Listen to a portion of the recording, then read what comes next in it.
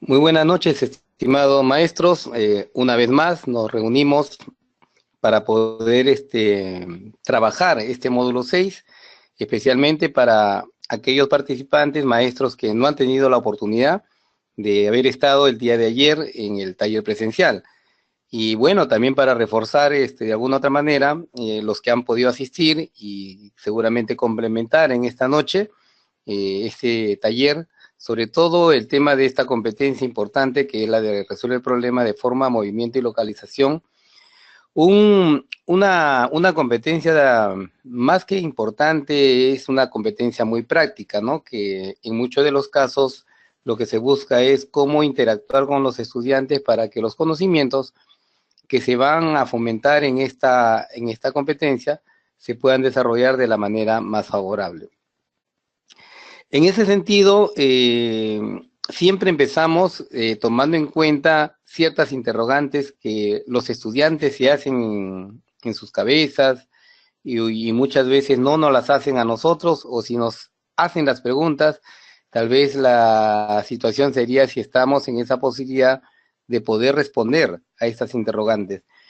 Hay preguntas que de pronto salen del hecho de la necesidad del por qué tiene que aprender un estudiante un determinado conocimiento. Y especialmente en esta competencia podríamos nosotros tomar en cuenta el por qué el estudiante tiene que aprender a medir, por qué el estudiante tiene que aprender de pronto a ubicar características, propiedades de figuras o sólidos geométricos, o qué diferencia en todo caso habría en que el estudiante entienda lo que es una forma o lo que es una figura, lo que es una forma o lo que es un sólido. Y de esa manera lo que se busca es que nosotros los maestros desde la escuela tendríamos que estar permanentemente investigando, permanentemente tendríamos que ir indagando los propios conocimientos desde el rigor matemático para poder responder a muchas de estas preguntas que el estudiante siempre está pendiente, y que por lo tanto el gran sentido que tiene la educación es que si el estudiante sabe el porqué de las cosas o el porqué de la necesidad de aprender un conocimiento, definitivamente le va a generar mucha expectativa y muchos desafíos para poder atender los retos, ¿no? Y en ese sentido, la competencia, uno de los fundamentos importantes es que esta competencia se tiene que desarrollar en muchos de los casos a través de la construcción de modelos, la construcción de figuras, la construcción de sólidos, a partir de una experiencia que puede darse con diversos materiales, ¿no? Y entonces esta construcción los tiene que llevar a demostrar las características, demostrar estas propiedades o demostrar teoremas que tienen tanto las figuras como las formas. Y en ese sentido lo que se busca es que el estudiante, partiendo de esa experiencia, pueda resolver diversos problemas cotidianos. Y es más, en una fundamentación importante es que se busca que a través de esta competencia el estudiante pueda ubicarse, ¿no? Ubicarse en el plano, puede ubicarse en el espacio, ubicar las estructuras y las formas, y finalmente poder comprender la competencia a partir del manejo del uso y el dominio de la conceptualización sobre todo, ¿no? En esa mirada podemos nosotros determinar qué aborda la competencia como una situación natural. Como toda competencia, se tiene que lograr de que el estudiante piense matemáticamente, el estudiante sepa plantear y resolver problemas.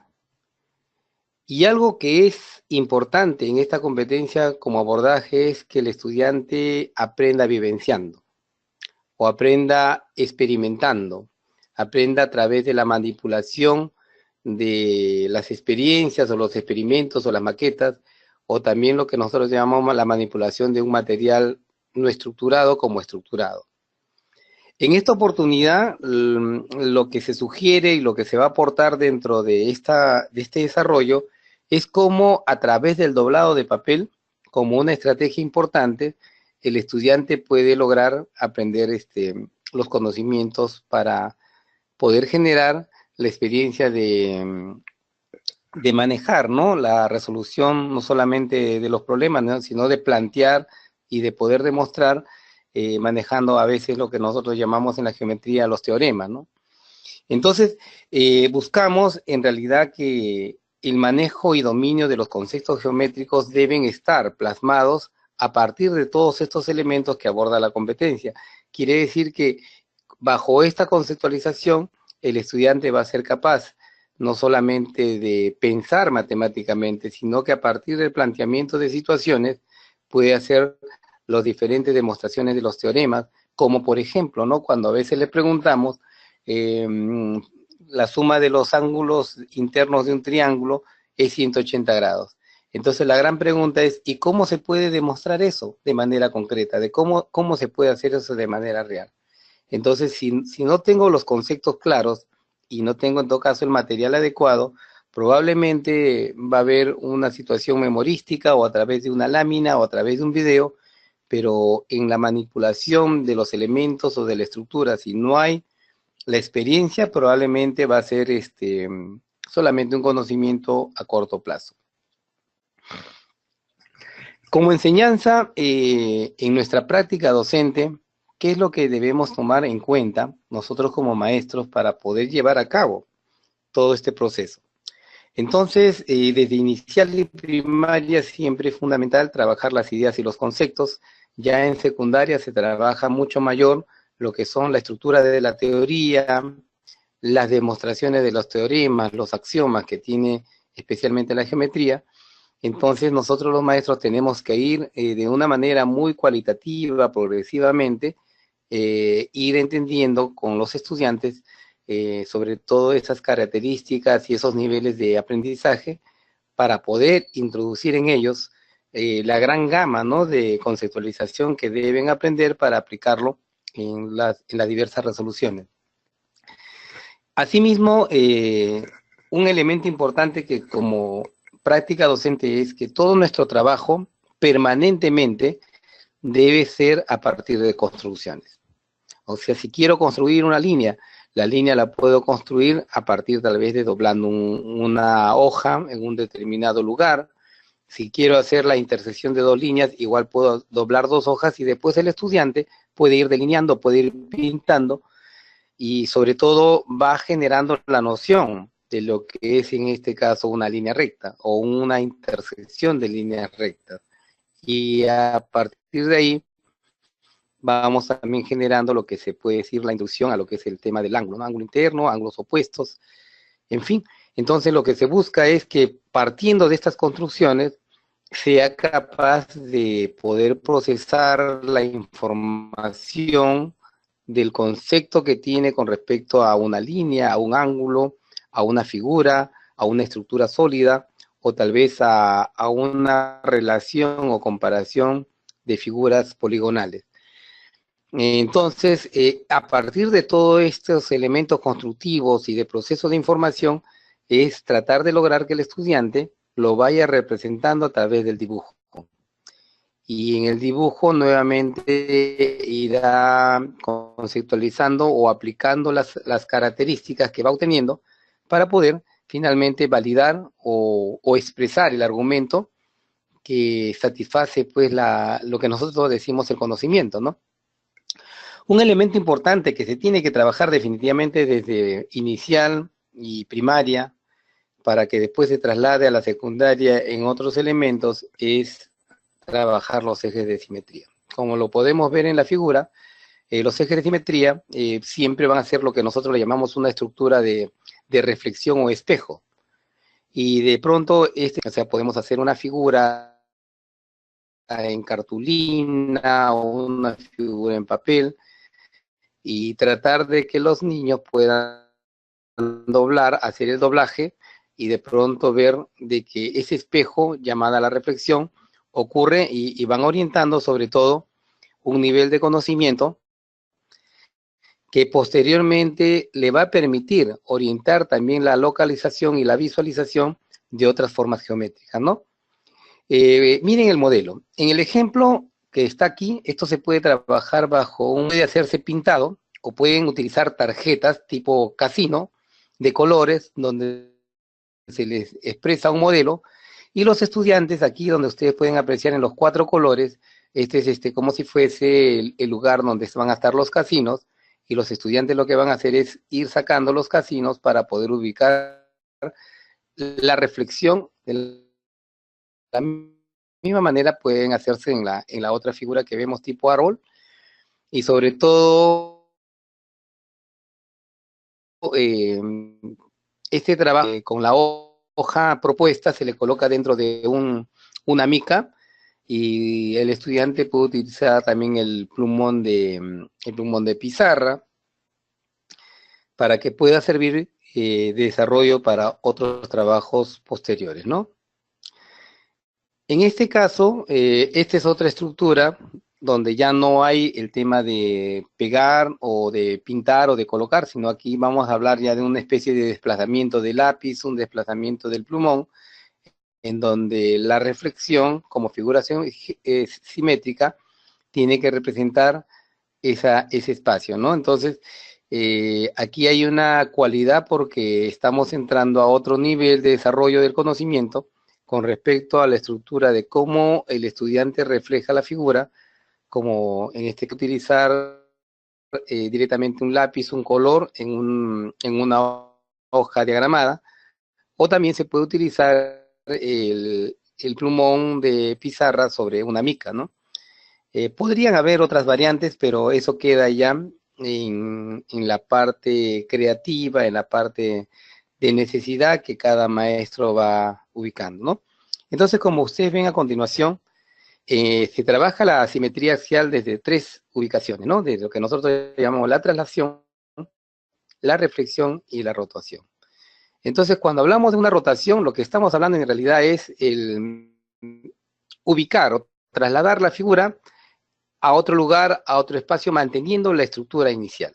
Entonces, puede estar lateralmente, puede estar de repente diagonalmente hacia arriba, diagonalmente hacia abajo, pero una traslación es mantener la forma que tiene en este caso la figura.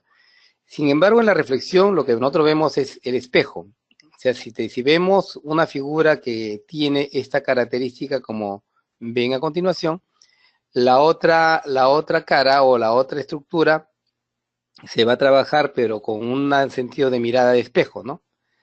Y para la rotación, aquí sí la figura debe cambiar de posición. O sea, si la figura la vemos así, de pronto la otra figura tiene que estar cambiado en función de un ángulo. Siempre para hablar de rotación, eso está en función de un determinado ángulo. Como ven ustedes en la figura, aquí ustedes se van a dar cuenta que la figura mantiene su estructura, incluso la distancia del punto A al punto A', del punto B al punto B', del punto C al punto C', estas distancias guardan la misma longitud, ¿no? Entonces, en esos puntos donde se ha determinado la distancia, se unen, en el caso de que voy a graficar, se unen los puntos y se pinta la figura correspondiente. En otros casos, lo que se sugiere es utilizar figuras recortadas. 2 figuras recortadas que después de pronto se coloca una en la cuadrícula y la otra se desplaza manteniendo la forma de tal manera que se toman distancias del mismo tamaño para poder pegar o para poder ubicar y hacer la representación de esta figura. Por eso es que en este caso nosotros llamamos la traslación. Y en la reflexión, como se puede apreciar aquí, este es el espejo, ¿no? Si nosotros tenemos la línea simétrica, ¿qué nos indica? Que la distancia de un punto de la figura al eje de simetría debe tener la misma distancia del eje de simetría al punto donde voy a generar el punto de reflexión de la figura. Como vemos acá, el punto A se encuentra aquí, hay una distancia al eje de simetría. Entonces vamos a tomar la misma distancia del eje de simetría de manera horizontal, y donde termine la medida estaríamos ubicando el otro punto de simetría, y así sucesivamente. Una vez que se tienen los puntos, bien se trazan o bien, como lo vuelvo a repetir, se ubican en tarjetas o en forma de figuras en cartulina, en microporoso, en cartulina plastificada, eso ya dependiendo de cómo cada maestro pueda dirigir su clase. Entonces, por este lado, si nosotros trabajamos la cuadrícula ubicando una figura geométrica y queremos representar esta estructura que está a la derecha, entonces la pregunta sería, ¿qué estaríamos trabajando con los estudiantes, no? Un tema de reflexión, ¿no? El estudiante va tomando distancia, incluso la misma distancia del eje de simetría a la izquierda, del eje de simetría a la derecha, del eje de simetría a la izquierda, del eje de simetría a la derecha. Entonces, bastan estos dos puntos que se están ubicando para poder ubicar la figura correspondiente, en este caso, en el material que se ha elaborado. Entonces, se puede utilizar las micas o también dos figuras recortadas, ¿no? Aquí venía el tema, ¿no? Como ven ustedes la figura inicial, ¿no? En el punto A', B', C', entonces, ¿qué tomo como una referencia en el transportador? Primero se toma una línea de acción, ¿no? Del punto O, del plano, se pone una línea, o sea, es una línea de acción del vértice al origen, y giro con el transportador un determinado ángulo. Entonces, al pasar un determinado ángulo, por ejemplo, en este caso 80 grados, y trazo la línea de referencia, entonces, en ese sentido, donde yo trace la distancia y la línea de referencia, estaré tomando el punto A. De la misma manera, ustedes ven acá el punto B' con el punto original, se va a generar un ángulo. Y donde se genera un ángulo, se va a tomar nuevamente la distancia, ¿no? La distancia que se ha tomado de B'O, es una distancia de O a B, de tal manera que ahí ya tendríamos un segundo vértice. Y finalmente se toma la línea de acción en el transportador de O a C', como ven aquí, y nuevamente se va a tomar un ángulo de 80 grados. Se marca el ángulo de 80 grados, línea de acción, tamaño de la distancia, y luego se unen los tres puntos o en todo caso se colocan las tarjetas que van a, en este caso, a rotar. Bien, entonces esta es la parte importante que durante toda la base del nivel inicial, ¿no? El nivel primario y secundario, se tienen que ir trabajando un poco considerando en qué momento preciso, pertinente, se hace esta actividad. Una forma de ver en la vida práctica, en una acción de proyecto incluso, es trabajando con metas, ¿no? Se trabajan con metas planas, como ustedes ven acá, tipo pavita, tipo estrella, tipo barril, otros le llaman tipo pañuelo, ¿no? En la cual se dan cuenta que trabajando con colores, trabajando con las estructuras simétricas de línea de simetría, como ustedes observan, tranquilamente el estudiante va a reconocer la acción de la simetría para que posteriormente esto sea reconocido, por ejemplo, como figuras congruentes, lados congruentes, ángulos congruentes, que van a representar en lo posterior cuando ellos tengan que hacer ya las construcciones propiamente de las figuras y de los sólidos geométricos. Y en esa mirada hay que ir atendiendo qué es lo que se tiene que buscar, no como prioridad, pero sí como una sugerencia importante para los niños del nivel inicial. Entonces se tiene que trabajar mucho la simetría, luego de la simetría se tiene que buscar siempre el trabajar la relación entre figuras, ¿no? Un triángulo, cómo se relaciona con un triángulo más grande, un triángulo más pequeño, o un triángulo de color rojo, cómo se relaciona con un triángulo de color verde, o de pronto qué relación existe entre un cuadrado y un rectángulo, por ejemplo, ¿no? Y de esa manera, el tema también es el trabajar el desplazamiento, ¿no? Cómo el estudiante se ubica en el espacio y cómo se ubica en el plano a través de un desplazamiento que entre puntos, entre lugares, de tal manera que va a ser una especie también de medida arbitraria con respecto a trazos. Y finalmente, en el inicial se tiene que trabajar mucho el tema de la noción de figuras. Justamente en el presencial había comentado que utilizan los bloques lógicos y en los bloques lógicos no son figuras. Los bloques lógicos tienen forma de figuras y en realidad tienen también estructura de sólido. Y dado por ese lado, se tiene que ir manejando también un lenguaje adecuado si voy a hablar de forma o voy a hablar de figura. ¿Y cuándo hablo de figura, no? Cuando realmente cuando la figura queda representado en un plano. Para el primer y segundo grado, aquí hablamos ya de las formas bidimensionales y las formas tridimensionales, ¿no? Cuando podríamos ver un reloj y le decimos, ¿no?, qué tipo de forma tiene, ¿no? La estructura del reloj, la estructura de un cuadro, la estructura de una puerta, ¿no? O qué forma tiene, por ejemplo, cuando tenemos, le pongo en el ejemplo, una silla, ¿no? ¿Qué tipo de forma tridimensional tiene? Y entonces aquí en estos grados se tiene que trabajar mucho, diría yo, la construcción para que el estudiante vaya entendiendo sobre lo fundamental y sobre la importancia que tiene ir reconociendo desde la forma y también el tema del concepto que tiene cada uno, ¿no? Igualmente acá ya se trabaja el desplazamiento y posición, que puede ser a través de las cuadrículas o como puede ser también el trabajo de la reflexión y la traslación, ¿no?, de figuras. Y en esta etapa ya el niño, la niña, ya empieza a hacer sus primeras medidas, ¿no? Ya va midiendo los lados, ¿no? Tal vez en segundo grado hay la posibilidad de que midan también los ángulos, pero lo fundamental es que la medida, como patrón en el conocimiento, cómo va a fortalecer poco a poco los conocimientos para que cuando ya esté en el cuarto, en el tercer y cuarto grado, ya estas formas bidimensionales y tridimensionales no solamente sean observadas o no solamente sean construidas, sino que a partir de estas construcciones ya van reconociendo ciertas características que tienen tanto las figuras planas como los sólidos geométricos. Y todo esto se va a ir dando a partir de construcciones con diversos materiales. En este caso, para muchas de las formas se sugiere utilizar el doblado de papel. El doblado de papel viene a constituirse como una alternativa lúdica recreativa que permite que el estudiante vivencie a través de la construcción, el estudiante puede experimentar mediante la construcción el logro de la forma, sea plana o sea en este caso tridimensional, ¿no?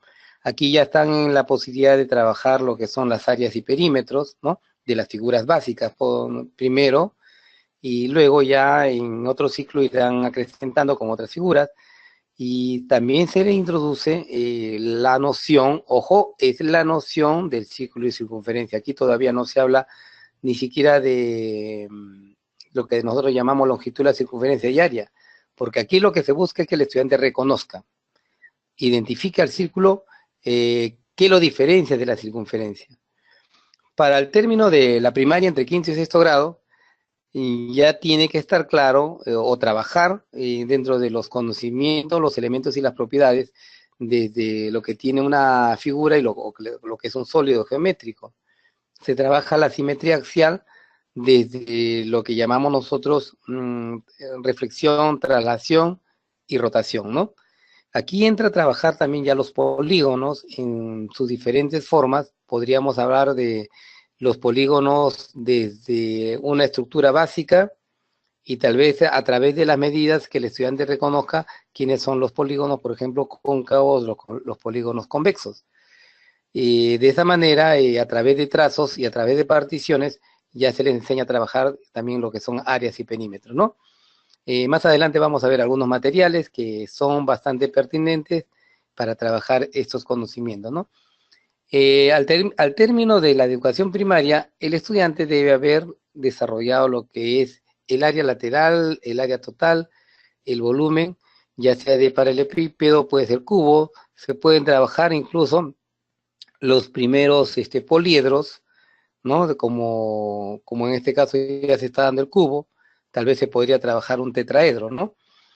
Pero esto ya queda siempre a la libre elección del maestro o de la maestra, tomando en cuenta si los estudiantes ya cuentan con esa capacidad para el desarrollo. En el primero y segundo de secundaria se trabaja un tema de congruencia y semejanza. Aquí ya tiene la simetría que se ha desarrollado en los grados inferiores, ya tiene que servir para que el estudiante identifique a través de la observación, a través de la medida, qué características tiene la figura, ¿no? La figura o la forma sólida, si cuentan con las mismas características serán congruentes, y si tienen situaciones proporcionales, diremos que serán semejantes. Entonces la reflexión y la traslación se trabaja ya como una estructura dinámica, aparte de trabajar con los modelos estructurados, se podría trabajar ya directamente con trazos, ¿no? Con trazos y los primeros dibujos, utilizando tal vez lo que nosotros llamamos en este caso una regla y una escuadra, ¿no? Aquí los polígonos regulares ya se trabajan no solamente desde la construcción y la forma característica. Aquí ya estamos hablando de que el polígono se tiene que conocer la suma de los ángulos internos y suma interno, suma de ángulos externos, la cantidad de diagonales desde un vértice, ¿no? Y algunas otras consideraciones que va a permitir hacer un reconocimiento del polígono, que esto nos va a llevar más adelante no solamente a la construcción de los poliedros, sino cómo puedo encontrar las áreas, tanto totales como laterales, y los volúmenes respectivamente de poliedros que tal vez no sean regulares, pero tienen una característica que a través de la experiencia en áreas que le permita desarrollar más conocimiento, ¿no? En el tercero y cuarto y quinto de secundaria, aquí ya vemos con mayor fuerza que hay un manejo ya de los conceptos, un manejo de las teorías, un conocimiento de los teoremas, porque tiene que enfrentar a temas tan importantes como es la congruencia y la semejanza. Aquí se trabaja ya una demostración incluso concreta sobre las líneas y los puntos notables. Se trabajan los polígonos regulares incluso ya desde la parte de las áreas de los polígonos. Se hacen las primeras demostraciones, se utilizan los algoritmos que representan estos modelos matemáticos para que posteriormente, por ejemplo, el teorema de Pitágoras, cómo nos sirve para trabajar el desarrollo de las razones trigonométricas. Aquí, bajo la experiencia de lo que se ha hecho, los desplazamientos, ¿no?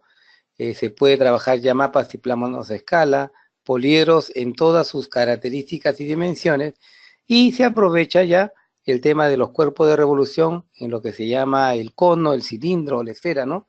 Pero aquí hay que aprovechar igualmente la experiencia lúdica recreativa de puedo generar un triángulo rectángulo desde uno de sus catetos, generar, por ejemplo, un motor, una especie de motor o rotor que haga la demostración del triángulo rectángulo, o en todo caso puedo utilizar también un triángulo isósceles y desde la bisectriz del ángulo menor, igual genero un rotor para también dar a entender cómo se construye un cono. Igual se puede hacer con el rectángulo desde el centro, se puede hacer con el círculo desde el centro, se hace el rotor para hacer la demostración de estos cuerpos de revolución, ¿ya? Bien, entonces el docente debe tomar en cuenta que debe manejar, debe dominar toda la parte temática de los conceptos de la geometría. Entonces, dentro de los conceptos del rigor matemático, tiene que estar muy preparado. Lo otro es que debe también tener en cuenta estas estrategias que va a desarrollar y que deben responder a un propósito en cada sesión. Entonces, estas estrategias deben ir de la mano con la característica que tiene en este caso el conocimiento. Entonces, una estrategia muy fundamental que se recomienda para trabajar esta competencia es, por ejemplo, utilizar la estructura que hicieron los esposos Van Giel. O sea, la estrategia de Van Giel se acomoda mucho para trabajar sesiones de aprendizaje en lo que ellos le llaman pues las fases y niveles, ¿no? Y las fases porque son características del proceso y los niveles considerando la característica de aprendizaje que tienen los estudiantes. Los estudiantes definitivamente tienen que trabajar en equipos, ¿no? Y en esta oportunidad para esta competencia se sugiere mucho que los estudiantes vivencien, manipulen el material, trabajen la construcción de estructuras concretas no estructuradas. Incluso acá la técnica del doblado para el grupo de estudiantes va a ser muy importante, ¿no? Porque va a generar mucha concentración, va a generar también el tema de la verificación, el tema de la validación de aquello que están construyendo. Entonces, frente a ello, hay que utilizar estos recursos, ¿no? Y estos recursos tienen que partir siempre desde la idea, desde la propuesta del maestro, pensando en las características estudiantiles. Y por otro lado, los recursos tecnológicos que se recomiendan para trabajar esta competencia lo tenemos, por ejemplo, en el caso del CABRI, hay un CABRI 1, CABRI 2, ¿no? El GeoGebra, que es un programa muy importante, muy, yo diría, muy práctico, muy ágil, y que en realidad no pesa mucho, está a la mano para poder trasladarlo a la computadora. Tenemos el Poly, el TES, el Regle y Compad, el GeoSpace también, ¿no? Que son programas que tranquilamente ya servirían para reforzar los conocimientos. Ojo, siempre en la parte de la tecnología se sugiere que no se empiece desde la exploración, desde los programas, ¿no? Sino que los programas sean los que complementan y refuercen el conocimiento adquirido. Entonces, para poder ya ir avanzando con algo que sí nos interesa también, que son los materiales recreativos, debemos tomar en cuenta siempre las capacidades de competencia. Son 4 capacidades importantes, ¿no?, que se toman en cuenta, sobre todo el tema del modelo objeto con forma geométrica y sus transformaciones, que vamos a ver de qué se trata ahora, ¿no? Y el tema de comunica su comprensión sobre las formas y relaciones geométricas, usa estrategias y procedimientos para orientarse en el espacio o argumenta afirmaciones sobre relaciones geométricas. Entonces, estas capacidades, ¿cómo las vamos a ubicar en cuanto al tema de nuestras sesiones de aprendizaje? Esto ya depende mucho del maestro hacia dónde está orientando, sobre todo si voy buscando un propósito de aprendizaje, cómo lo voy relacionando incluso con el nivel de desempeño que debe responder a estas capacidades. Entonces, frente a ello, la primera capacidad nos está invitando, ¿no?, a los maestros a decir qué elementos importantes debemos reconocer como evidencia en los estudiantes, ¿no? Y como ustedes aprecian ahí, si el estudiante en la primera capacidad observan que maneja conceptos y teoremas de la geometría, ¿no?, le ponen, ¿no?, frente a qué conocimiento, ahí estamos viendo una evidencia. Si el estudiante es capaz de reproducir modelos geométricos, si es capaz de realizar transformaciones en el plano, si es capaz de interpretar las formas geométricas, dar las características, entonces estos elementos servirían como insumos para poder ubicarlo dentro de lo que nosotros llamamos los niveles o indicadores de desempeño. Para la segunda capacidad, debemos tomar en cuenta que el estudiante debe ser capaz de expresar la comprensión de las propiedades y teoremas. Entonces, no podría un estudiante avanzar o mejorar su aprendizaje si no es capaz de expresar lo que entiende. O sea, aquello cuando le decimos por qué los ángulos interiores de un triángulo suman 180 grados, entonces el estudiante debe tener la capacidad para poder entender y demostrar, ¿no?, físicamente el por qué, y después tratar de dar una comunicación verbal de aquello que ha entendido. Entonces, otro de los elementos es la comunicación de estas características que tienen las formas geométricas, sean planas o sean sólidas.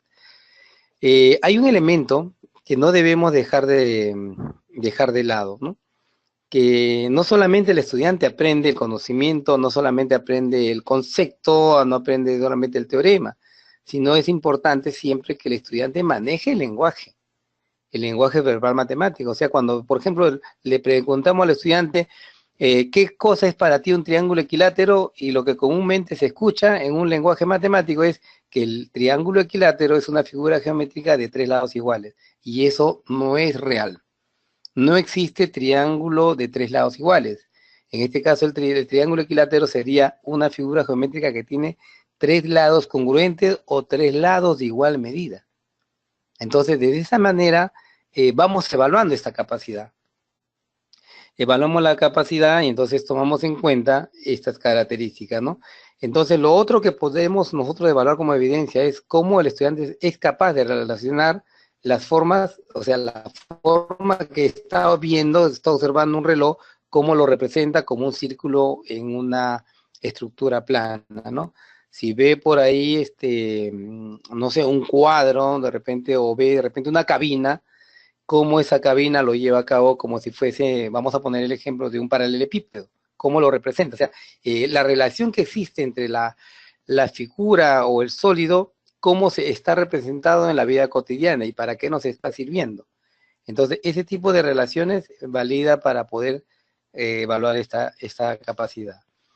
La tercera capacidad de usar estrategias y procedimientos para orientarse en el espacio responde a la misma capacidad que lo hemos visto en las tres competencias anteriores, porque definitivamente para poder usar estrategia debe pasar el estudiante por una mirada de planificación, de cómo lo organiza aquello que está planificando, después cómo aplica, bajo qué argumentos demostrativos, constructivos, algorítmicos, él aplica la estrategia para llevar a cabo la solución planteada, ¿no?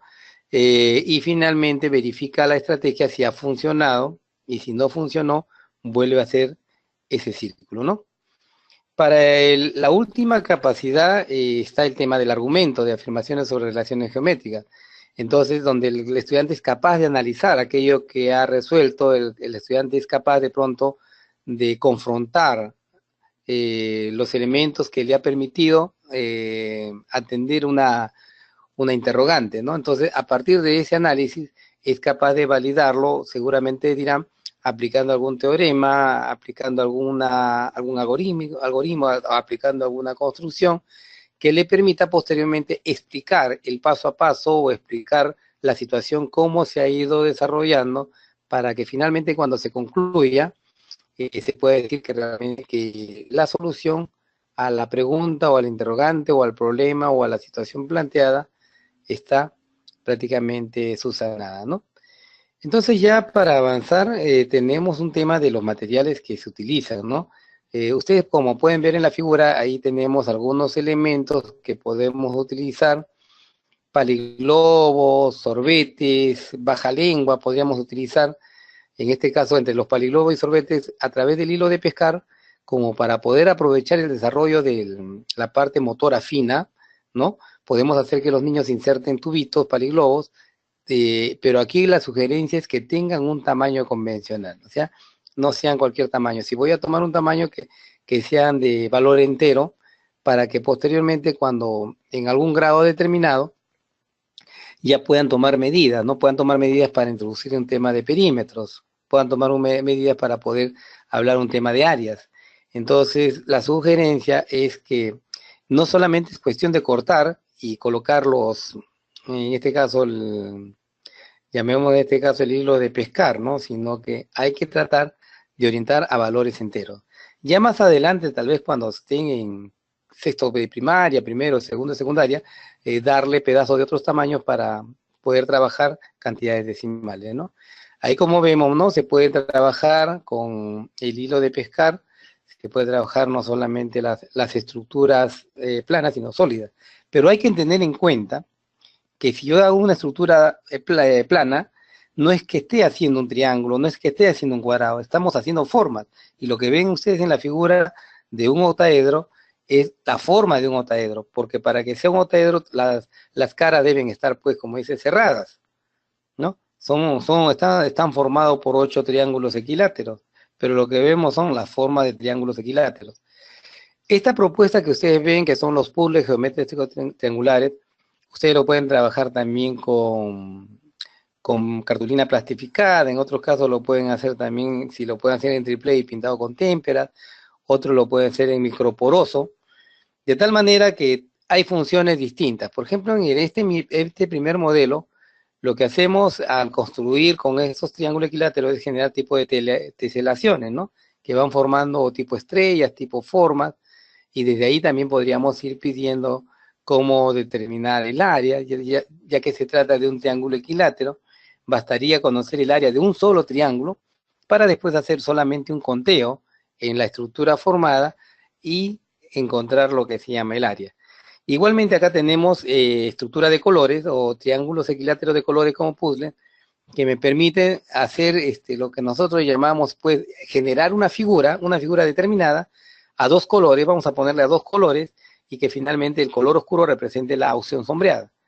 Y sería interesante ahí plantear también cuánto mide el área de la región sombreada. Y en el del costado también están viendo por colores, podemos formar figuras en una figura general internamente podemos formar figuras y en una ficha de registro poder solicitar, ¿no? Cuánto es el área del triángulo de color amarillo, cuánto es el área del paralelogramo del color determinado, ¿no? Entonces lo que se busca ahí es ir más allá de aquello que ya se aprendió. Aquí tenemos los famosos tangram. Aquí tenemos el tangram más conocido, el común, el que más se repite, es el que está acá en la parte inferior izquierda, ¿no? Es el más conocido. Pero sin embargo, se pueden estos construir. Lo que se busca es que no es que se vaya a comprar el tangram, se busca que el tangram sea realizado, construido. La parte rica de la escuela es que el estudiante lo construya. Entonces, le voy a poner un modelo para que ustedes también lo vayan haciendo. Aquí lo que van a hacer es, desde un cuadrado que tienen ahí, a ustedes le va a salir una diagonal. Cuando hacen un cuadrado en una hoja 4, les sale un cuadrado así. Se desglosa la parte que sobra y les queda una diagonal. Y como nos queda una diagonal, ese va a ser nuestro primer doblez. O sea, vamos a tener un triángulo, rectángulo isósceles. Después se hace un segundo doblez, ¿no? Sobre ese triángulo, rectángulo, y después se hace un tercer doblez. Se van a hacer 3 dobleces. Y una vez que se han hecho los dobleces, nosotros vamos a recortando con la tijera lo que vemos así. Queremos este lado, con la tijera vamos recortando. Queremos este cuadrado, con la tijera vamos recortando.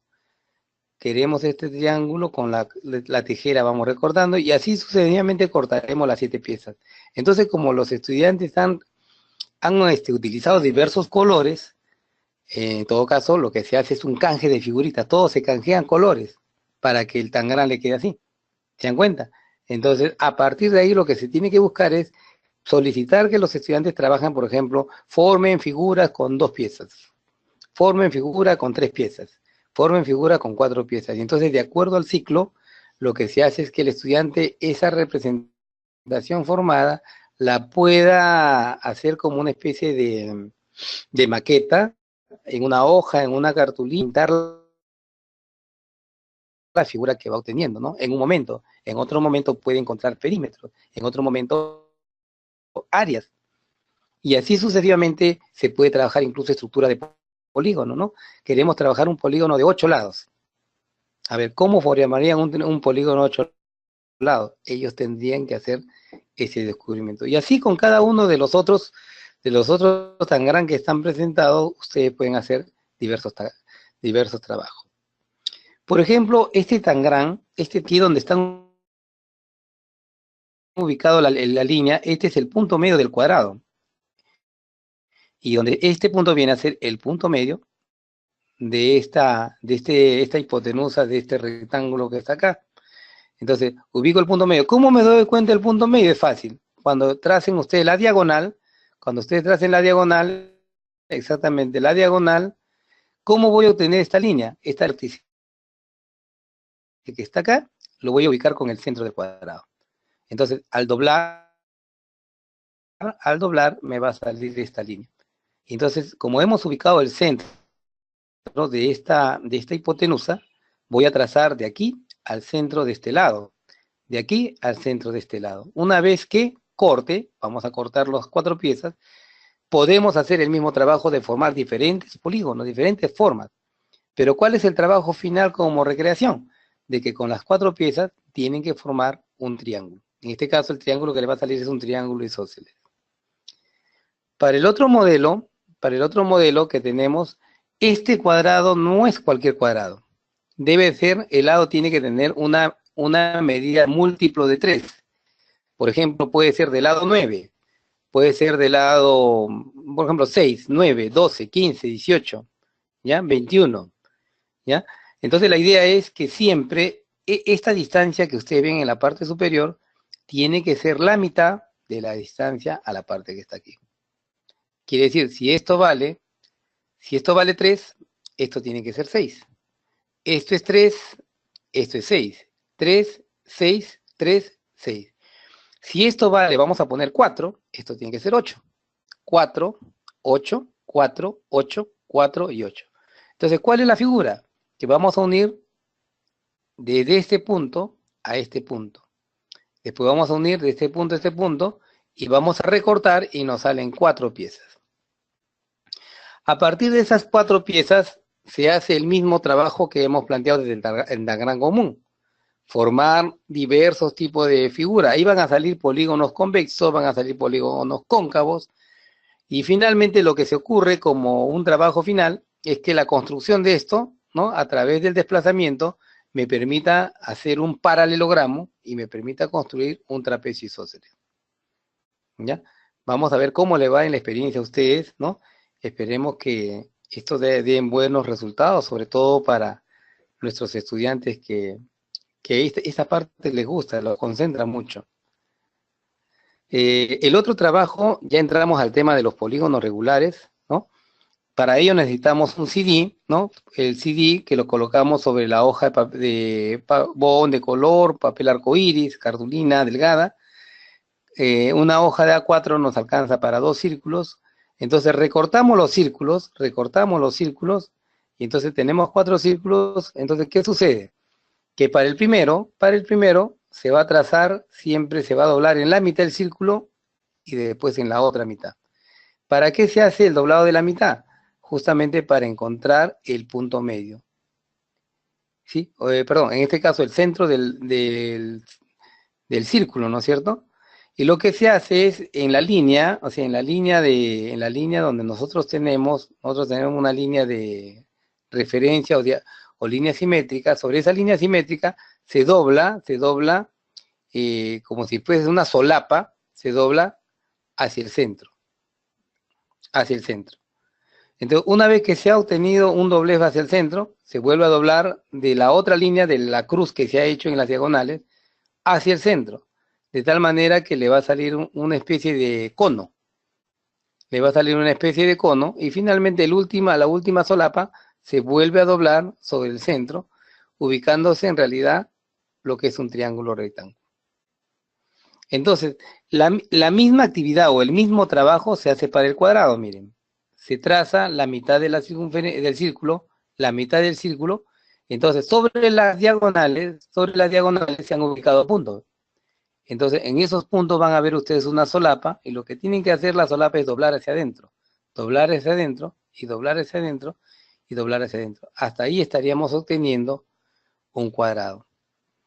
Para el caso del hexágono, ahí lo que vamos a hacer igual es trazar nuevamente una diagonal y 2 diagonales, cortadas perpendicularmente. Entonces lo que se hace es doblar por los costados, o sea, se hacen 2 costados, se hacen 2 dobleces, uno de lateral izquierdo hacia el centro y el otro de lateral derecho hacia el centro. Entonces solamente se hacen esos dobleces y se descubren los 6 puntos que están acá. Se descubren los 6 puntos del polígono, de tal manera que le va a quedar unas solapas, y lo único que se tiene que hacer es doblar las solapas hacia adentro. Y quedaría demostrado lo que es en este caso el hexágono regular. Y para el octógono lo que hacemos es hacer 3 dobleces. El doblez primero, el doblez hacia abajo o al centro, a la mitad se hace un doblez al círculo, después se le hace un segundo doblez al círculo y se le hace un tercer doblez, de tal manera que al estirar nos va a quedar 8 puntos. Y igual como en los casos anteriores, doblamos las solapas hacia adentro y efectivamente tenemos un octógono cuyo ángulo inferior en cada uno va a responder de la misma forma. Aquí tenemos, por ejemplo, lo que llamamos el constructor triángulo, ¿no? Uno va a ser justamente para trabajar el triángulo equilátero y el otro es para trabajar el triángulo isósceles. En el primer caso lo que se busca es doblar, ¿no? Tratar de que, vamos a ver si está, a ver. En el primer caso, ¿no? Para el primer caso tenemos esto, ¿no? Vamos a doblar de tal manera que una esquina, un vértice debe llegar a la línea de simetría. O sea, lo primero que se hace en realidad la hoja es doblar en su línea de simetría, y al doblar la línea de simetría tenemos este elemento así se dobla, formando un triángulo rectángulo, como ven ustedes acá. No es en el centro, por si acaso, de la línea, sino es en la línea. más abajo del centro. Y una vez que tenemos eso, la otra esquina o el otro vértice se dobla sobre esta base.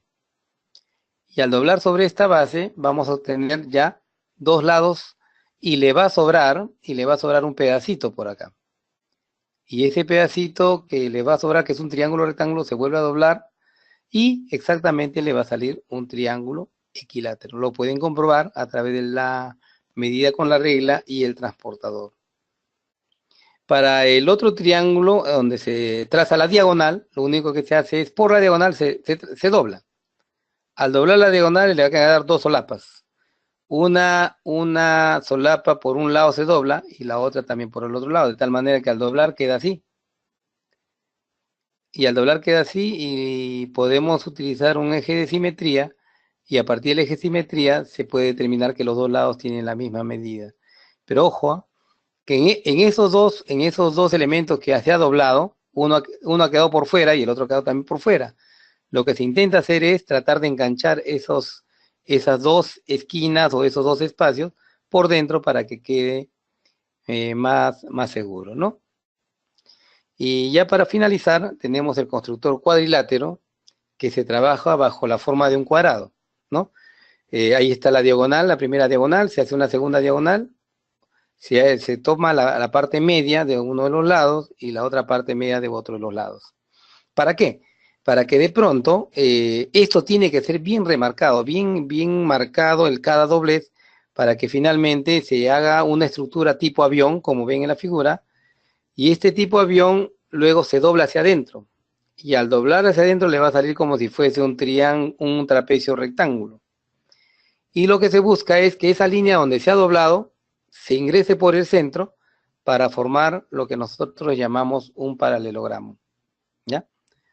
Un paralelogramo. Entonces, hasta ahí, estimados maestros, antes de terminar, son parte de la propuesta del doblado de papel. En este caso se trabaja mucho con un tema que se llama papiroflexia y que espero haya sido del agrado de ustedes y que cuando puedan aplicarlo a sus escuelas, a sus estudiantes, también pueda tener mucha satisfacción. Entonces, antes de terminar, sí aclarar que en cuanto a las secciones que están presentando para su trabajo final, ya le va a llegar a todos seguramente las indicaciones, pero una de las cosas particulares que yo les estoy sugiriendo a los maestros es que traten de que en la parte de la presentación y la fundamentación, ustedes utilicen el diagnóstico del por qué, frente al diagnóstico encontrado en sus estudiantes, el por qué ese conocimiento y ese material está siendo utilizado. Por otro lado, recuerden que si son del nivel inicial y primaria, ya estamos trabajando con la estructura del currículo nacional. Es decir, que hay que adecuar las capacidades, la competencia, los indicadores de desempeño en base a ese aspecto. Y para finalizar, no olviden que toda sesión de aprendizaje, si es que tienen una ficha, hay que anexar la ficha y no se olviden que toda sesión tiene un instrumento de evaluación. Y hay que también colocar ese instrumento. Cualquier pregunta, igual estamos en el correo tratando de comunicarnos. Y bueno, les agradezco el haber participado de este taller online y listos y preparados para poder resolver seguramente sus inquietudes. Muchas gracias. Gracias, Edwin. Bueno, estamos viendo si hay alguna participación, alguna pregunta. Solo el profesor Jesús Romualdo ha hecho una pregunta sobre, en la competencia, dice, resuelve problemas de gestión de datos e incertidumbre. ¿Qué gráfico o gráficos es recomendable para variables cualitativas y qué gráficos serían para variables cuantitativas? Esa es la pregunta. Ya. Gracias, Jesús, Gracias, Jesús, por la pregunta. En realidad, cuando nosotros hablamos de las variables cualitativas o variables cuantitativas, en muchos de los casos también va a depender de la cantidad de datos, ¿no? Si tenemos datos en cuanto a una situación real, en las cualitativas muchas veces lo que tenemos son los diagramas de barra, ¿no? Los diagramas circulares. En cambio, en las variables cuantitativas que a veces se tiene que repetir muchos datos, ahí se utilizan mucho los histogramas de frecuencia, pero si los datos también son pequeños cuantitativamente, igual se puede utilizar los diagramas de barras circulares, pero las cualitativas van referidos más a una situación de diagrama de barras. Gracias a ti, Jacobo. Muy buenas noches. Buenas noches, Edwin, y buenas noches a los participantes.